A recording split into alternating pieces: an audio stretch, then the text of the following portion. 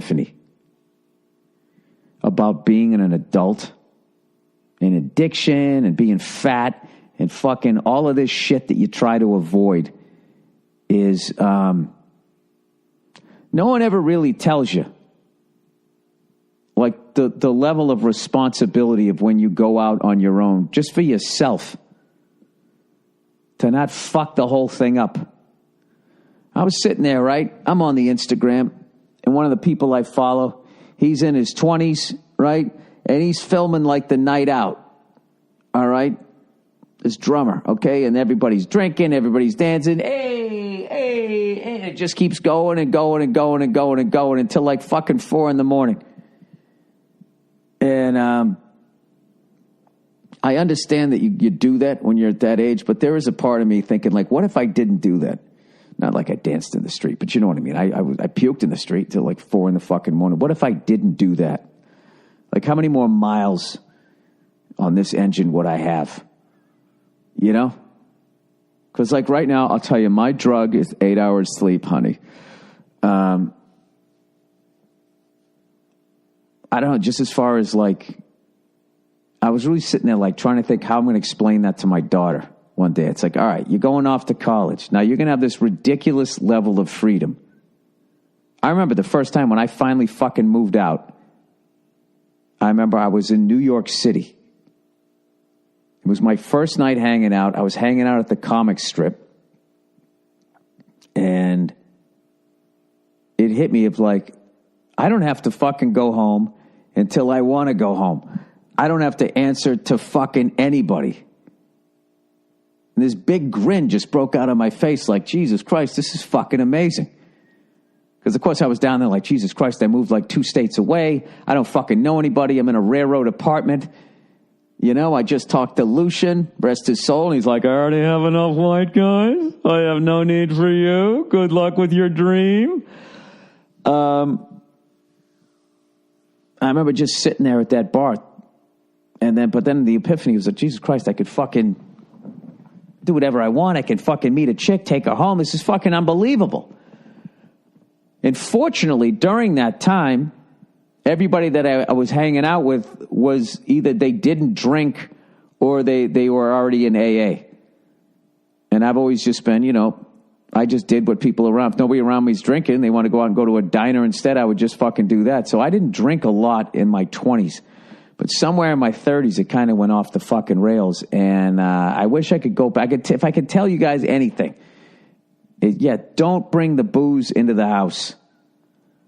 It's like literally, why would you bring cookies and cake and potato chip into your house? You're going to become a fat fuck. You bring booze into your house, you're going to become a drunk.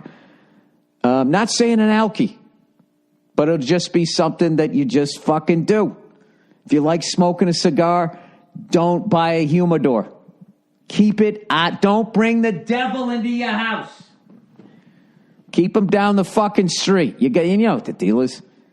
Because you'll sit there for 10 minutes being like, fuck, man, I'd love a goddamn cigar. Or I'd love to go get a drink. But then you're sitting there, and I got to fucking get dressed. I got to get in the car. Fuck this. I'll just sit here and hang out. But the one thing I have, this really fascinates me, is now that I don't, I'm really not doing anything, is getting used to just being sober. And I don't just mean, booze. I mean, then also combining that with trying to eat right.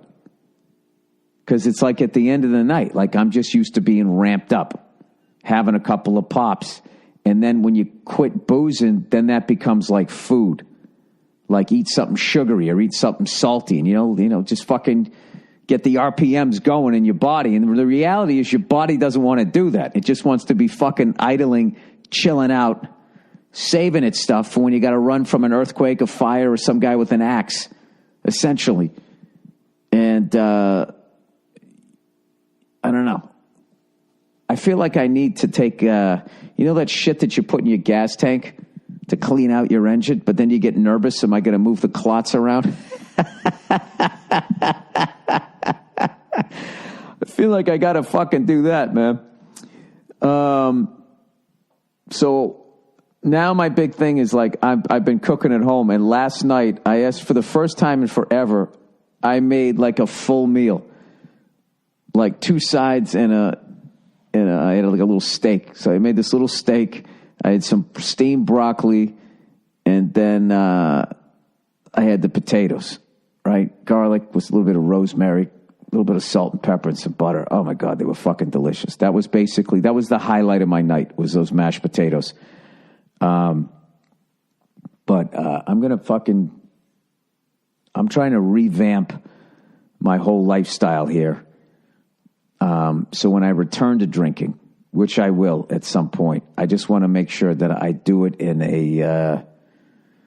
like the way I drink soda or pop for you people in the Midwest. Like occasionally, like if I'm out, it's usually back east. If I'm having a pizza, then I would always get a Coke. And even then I could never really finish it. If I'm just having a bad meal, I'll have like a Coke or something like that. If I could just do that with booze.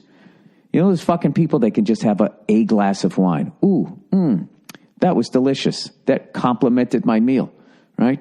They don't sit there like a pirate and fucking bite the cork off it.